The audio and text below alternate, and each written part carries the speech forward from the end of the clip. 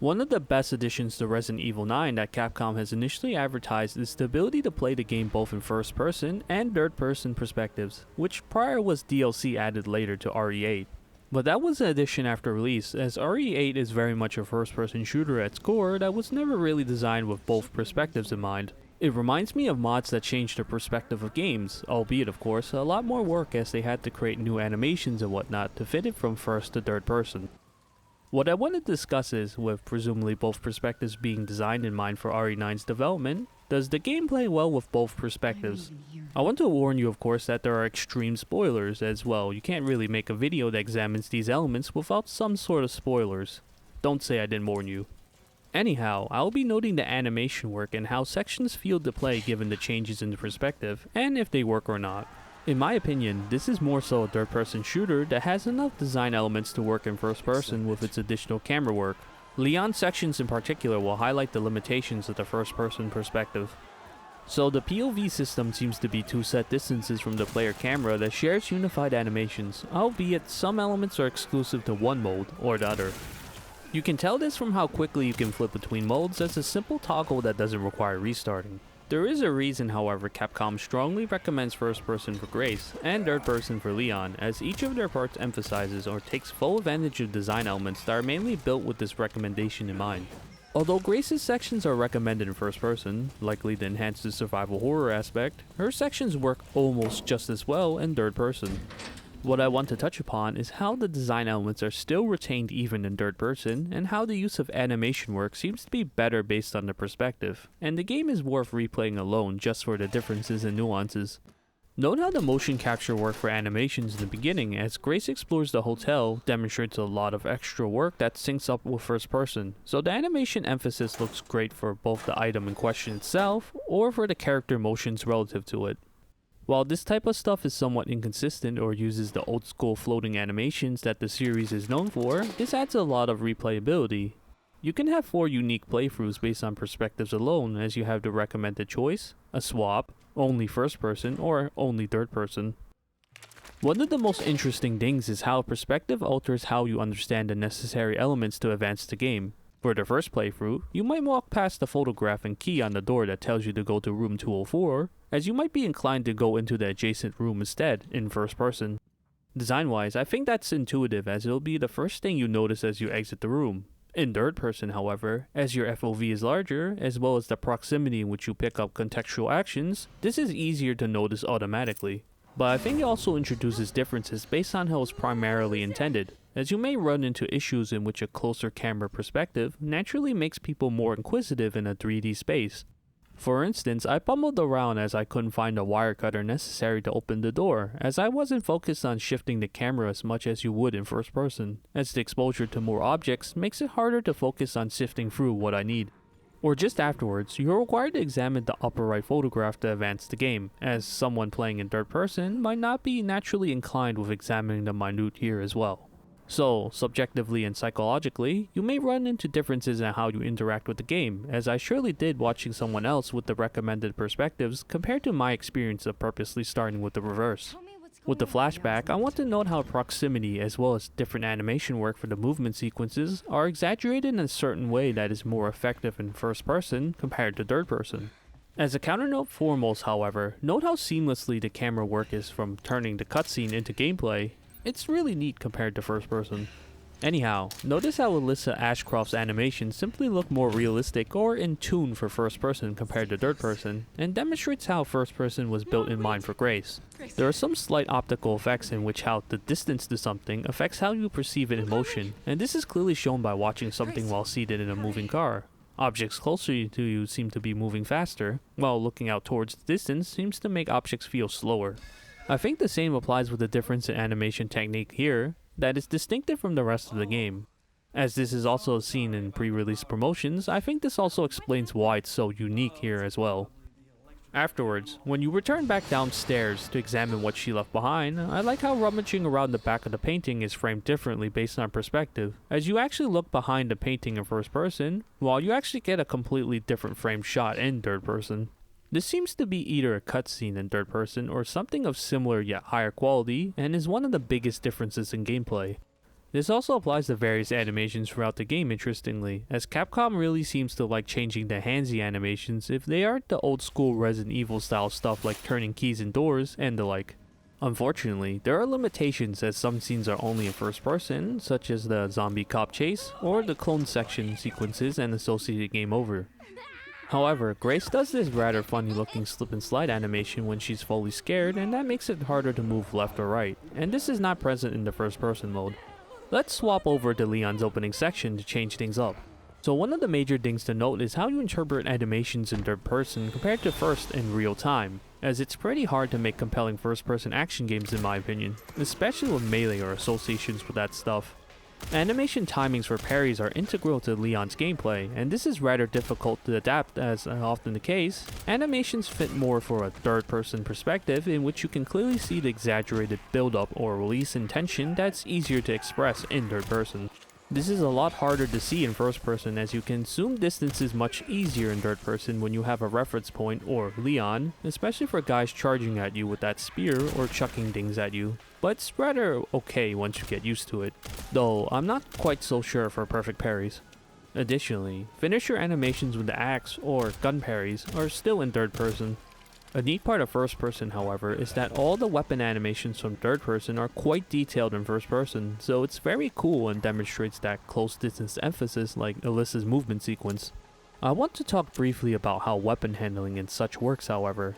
So unfortunately, it appears all, if not most, RE Engine games suffer from physics issues relating to frame rates above and below 60. Perhaps it's hard to see with a 60 FPS capture, but the motions associated with gun animations look very choppy as you shift the camera rapidly left and right, as I run the game about 100 to 120 or so FPS. The update rate for weapon handling movement looks pretty low as it's probably a tied system with third person, which is one of the reasons why I think this game is primarily a third person shooter. The same also appears to apply to hit responses on enemies.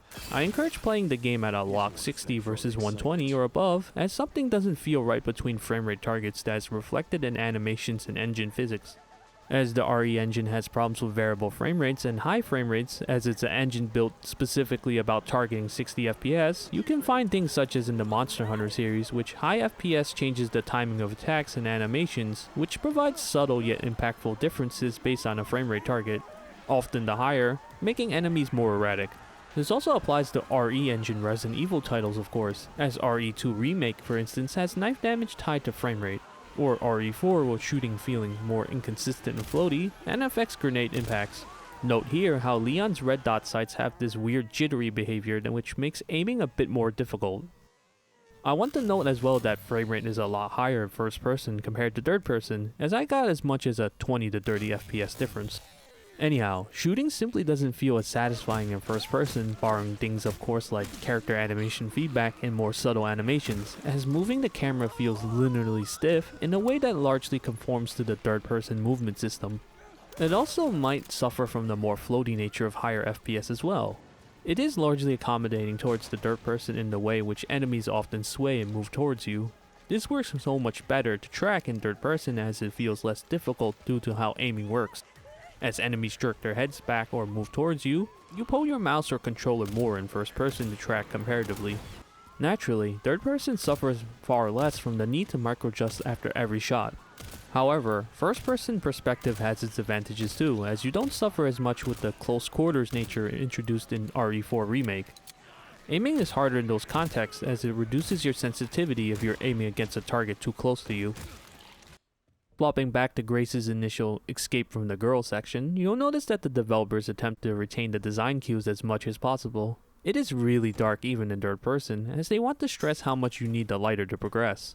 It doesn't really help here as much, except for the very obvious advantages you get from being able to see the girl in advance. But the sections are very thin hallways, so knowing that doesn't really help. But the animation differences are kinda mishmashed, albeit intentionally. When the game tries to jump scare you with the lamp falling out of the door, that is reflected by the view mode, but the doorway corpse afterwards is only in first person to spook you.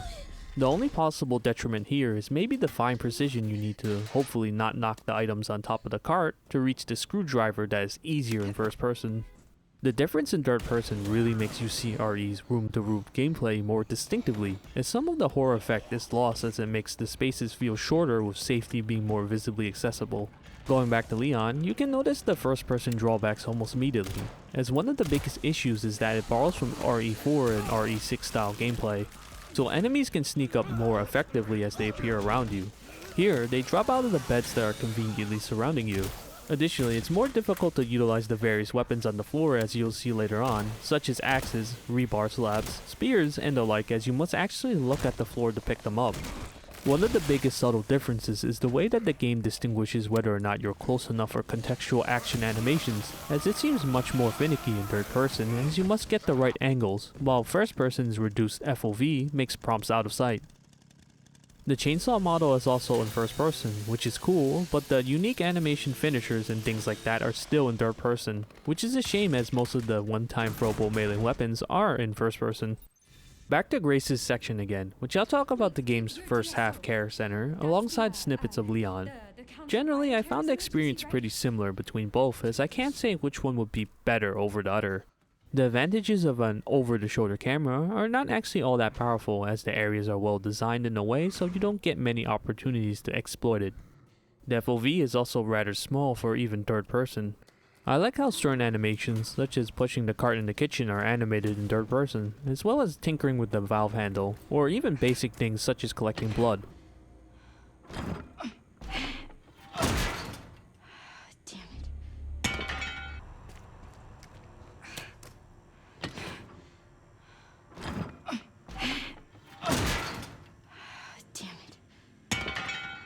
But in first person, you got things like blood splatter overlay effects that simply make more sense. Grace has a unique animation of her hand hurting when you shoot the Requiem for the first time. This is kinda lost in third person as her character model naturally covers it.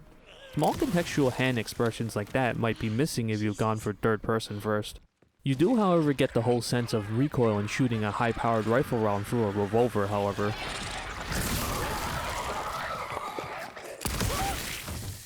Interestingly, I personally found Grace's initial section of obtaining the handgun at the dining room back to the main safe room far easier to navigate in first person compared to third person.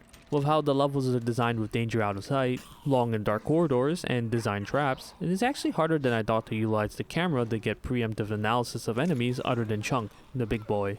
Note however that Grace's sections have less enemy variety than Leon's, so the problems of third person shooter adapted to first person are lessened as she only has pistols compared to Leon's weapon variety, and enemies overall don't seem as aggressive in her sections. There's far less verticality as well, as you don't have to manipulate the camera as much as everything is relative to the same floor level planes generally. You also get the full effect of how slow Grace runs as it barely increases her speed, and is rather dainty for someone whose life is in danger. Grace crawling through the bulldozer is also a neat quirk as well in third person.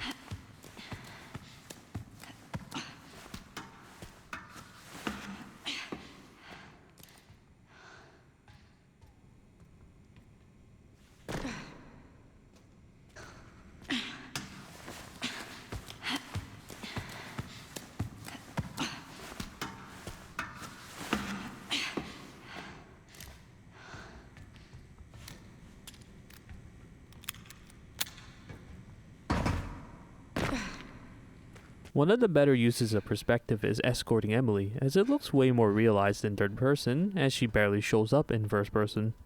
I get it though, if she obscured too much of the screen, that wouldn't be great for this section. There's some buttons with braille in them. Can you read them and then push the buttons in this order? Star, star, moon, sun. Sure. Thanks. Thank you. Two other things I want to note is how shadows or lighting helps in both experiences. So stealth is an option in this Resident Evil, and obviously may pose a problem in first person primarily. The game uses shadows to good effect to tell you the positions of zombies, so you can use that as a visual cue to help you cross dangerous situations. The other thing is the textures or overall visuals of the game. They aren't too high resolution and are variable in quality, but what really sells the look of the game is how cohesively the materials fit with lighting. Grace's sections are far more visually impressive both in first and third person compared to Leon's Raccoon City parts. They look passable there, but definitely suffers more in first person.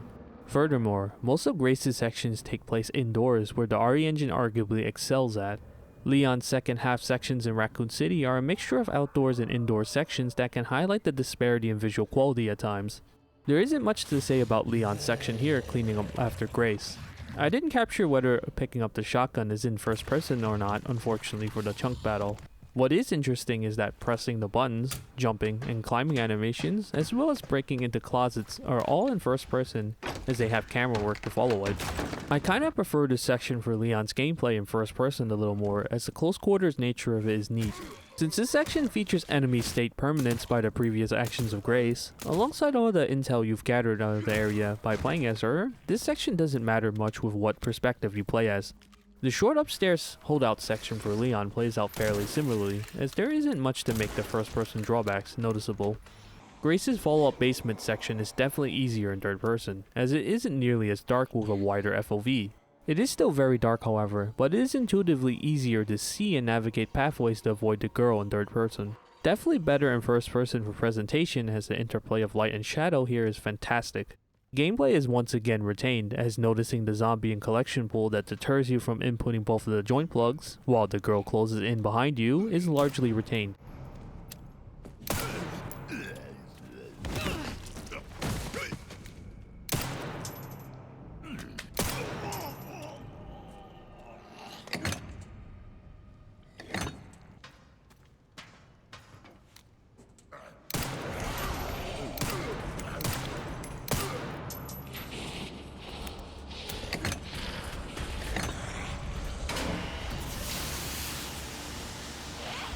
Returning back to the area is less convincing in third person, as the animation in first person makes the experience feel more violent, while it's rather slow like some sort of water park slide in third person.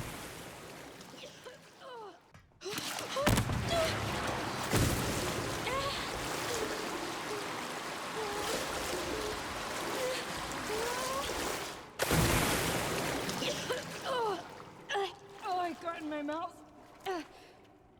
And the elevator section is more interesting, as you have the girl on top clawing at you, which likely no one in first person would bother to stop and to look up, and would rather do the objective instead.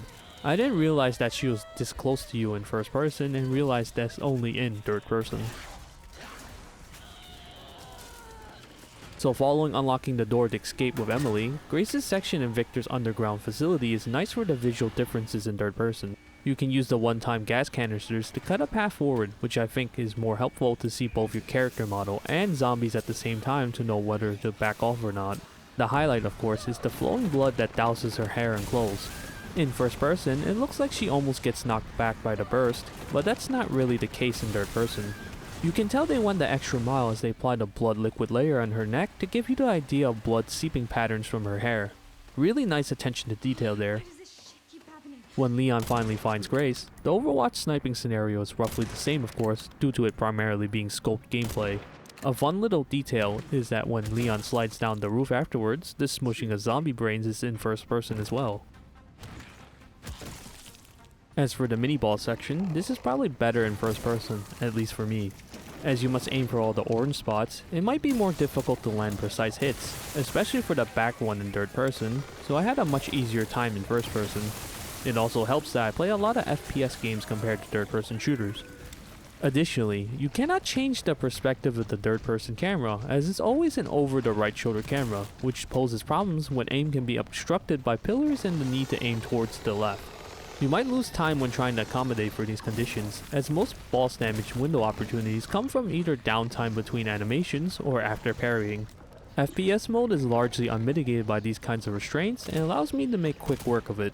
Surprisingly, I didn't run into scenarios in which I accidentally ADS next to a wall while having you do the peeking the corner aim in first person. So while FPS mode is somewhat clunkier, some aspects of it are fairly problem-free. The final section, defeating the girl, is way easier in third person. There are lights that tell you where to go for each of the 3 sections, and this is far easier to discern with a wider FOV. I heard other people mention that the AI seems to notice Grace more quickly in third person mode compared to first person, but I can't say whether or not that is true. It doesn't seem to be the case, or not noticeable enough compared to the gameplay differences due to frame rate physics. If you are noticed after certain segments after reaching crank spots, you are interestingly thrown backwards in this section, so you must use resources in deterring the girl. And now to the later half of the game with Leon's return to Raccoon City. So immediately, the first issue I thought would be the sections in which you are forced to move backwards in the scripted sequences. This is much more intuitive in third person, so yeah, people likely may have gotten confused here with the spider fight as well as the Tyrant RPD if they decided to go with first person initially. So immediately, the first issue I thought would be the sections in which you are forced to move backwards in the scripted sequences. This is much more intuitive in third person, so yeah, people likely may have gotten confused here with the spider boss fight as well as the Tyrant in RPD if they decided to go with first person initially. The spider fight is not my favorite. I think that the gimmick works better in third person, as the movement of the spider favors tracking aim over large distances rather than moment-to-moment precision. With the limitations of third person associated movement and FOV possible in first person, it becomes a touch more awkward. Furthermore, the fight requires maneuvering around points in which you can jump, so verticality and manipulation of space is much more important here to the detriment of how manipulating the camera works. There is of course the input to do a quick 180, but noticing and acquiring targets is far faster in third person, which creates discrepancies in gameplay. Raccoon City's outer areas have 3 major locales that line up with 3 parts to piece together a detonator to blow up the city gate. I gotta say, in terms of atmosphere, it is really well done when experiencing it in first person compared to third person, but many of the gameplay mechanics here favor third person, unfortunately. It almost feels like I'm playing Stalker with this sort of post-apocalyptic urban setting. Although these sections have almost zero horror due to the nature of Leon's gameplay and attitude, entering these abandoned places is seriously fantastic if you want some of that. I will say though that the first person mode really demonstrates the disparity between Grace and Leon's sections quite well, as the areas here are often quite barren and lacking in small details, understandable by its environmental context. There are 2 major issues with these sections in first person, otherwise I think for the most part it's a rather great way to enjoy the game.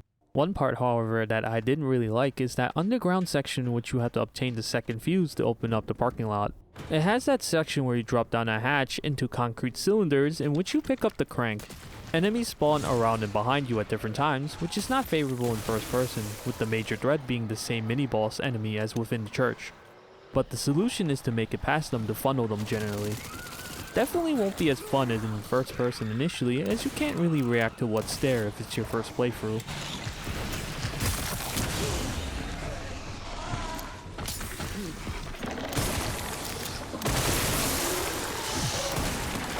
But the very obvious and first one is the motor strike sections on top of the apartments. They are difficult to spot in first person as the camera is tied to movement. This makes it harder to grasp a full picture of where the strikes are coming from, as you can gather info much easier as you're on the move in third person. Most importantly, however, you are provided a larger FOV in third person during these sections, which is a not so subtle way to help the player distinguish where they are.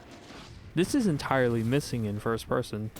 Also, the BSAA zombies with guns are somewhat more annoying, as you might get caught out as they're firing, as normally, you just hide behind a wall if you think they're about to blast you. If you see the guy, it probably means you're eating lead, as additionally, your weapon model might obscure their swing up and shooting behavior. Absolutely a third person view mechanic. Second is the section in which the part after you zip in, which you activate both parts of the machinery to lower the lift in the construction area. I don't have a problem with the area itself besides the part in which you're taking the lift down. As you know, zombies drop down from above onto your very cramped area that is progressing downwards. I didn't even notice them as I was actually looking around for them in the first place, and then up and somehow missed them. There was a blister head that was very conveniently near me, and that spelled game over. This is probably the only section of the game in my opinion that truly doesn't work, as you can clearly notice zombies dropping in your peripheral vision in third person. Not hard by any means, but it just doesn't translate at all towards the vision of what the developers wanted in that specific scenario.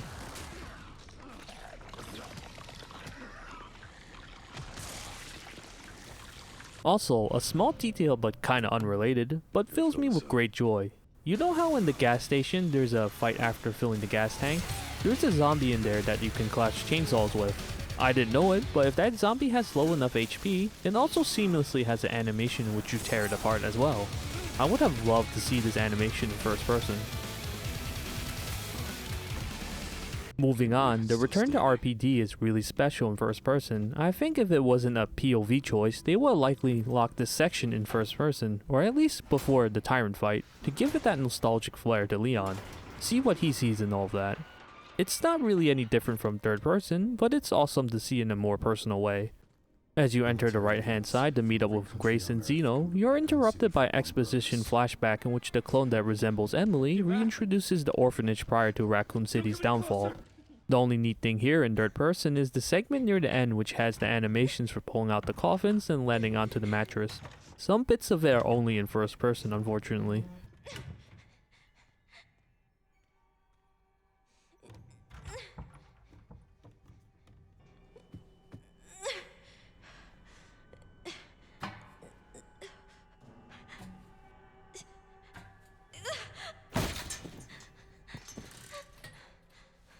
As I mentioned briefly, the sections concerning escaping the Tyrant BOW are a bit jarring in first person. Luckily, both this and the spider sections are quite short, so it doesn't really pose an issue.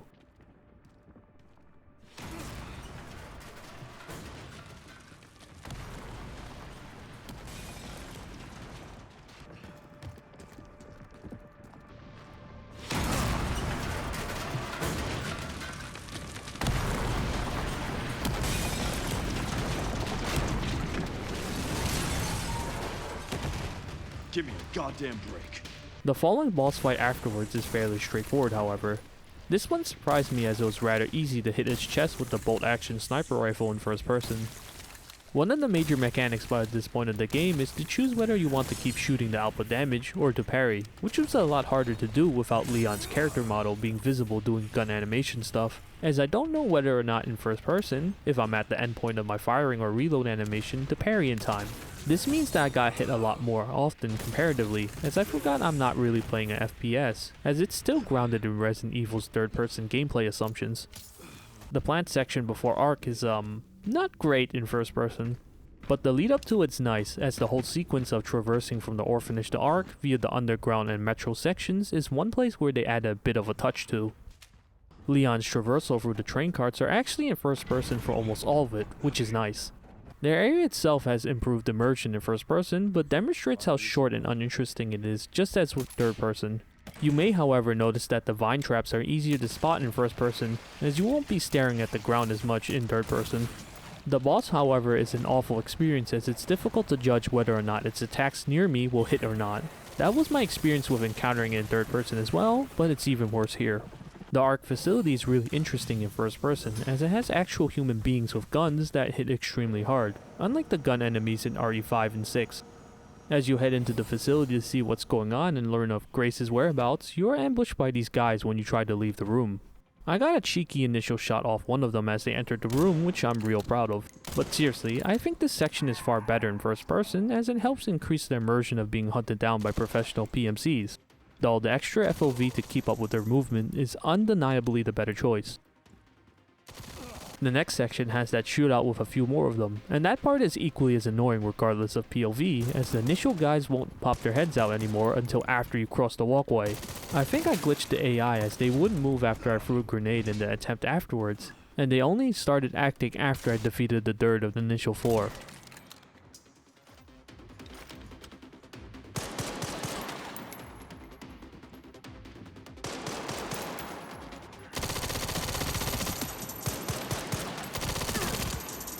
The second wave was a lot easier this time around too, but I think it's because I'm replaying it.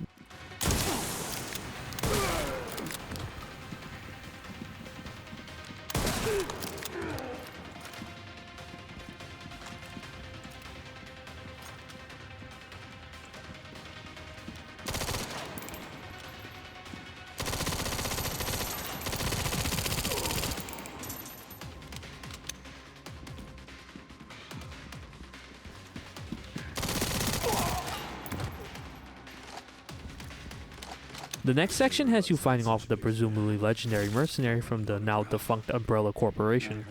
It was a total disaster trying to parry him in first person. Definitely stick to third person for readability.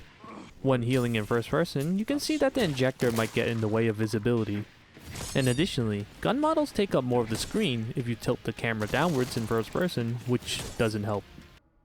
Returning to Grace, this is arguably the last final section for her, besides walking up to Leon in the final moments of the game. Interestingly, the frame rate drops significantly in the opening scene, which features many specular highlights of flesh visible at once.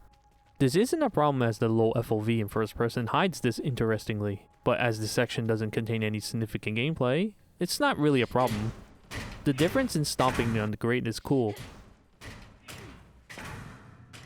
Grace's section here is clearly in favor of first person, as the liquor jump scares and appearances won't make any sense, such as the devious one on the roof of the room.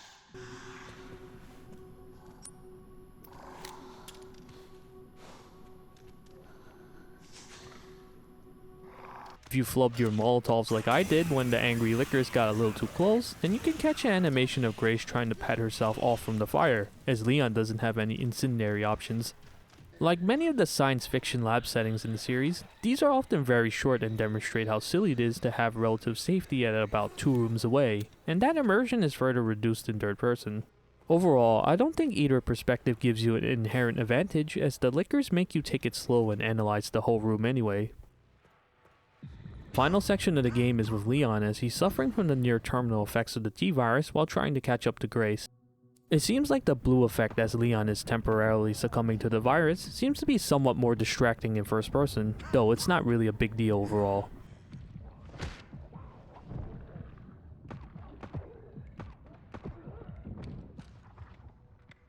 I gotta say though, I actually really like this section in first person, as shooting liquors with a bolt action rifle is really fun.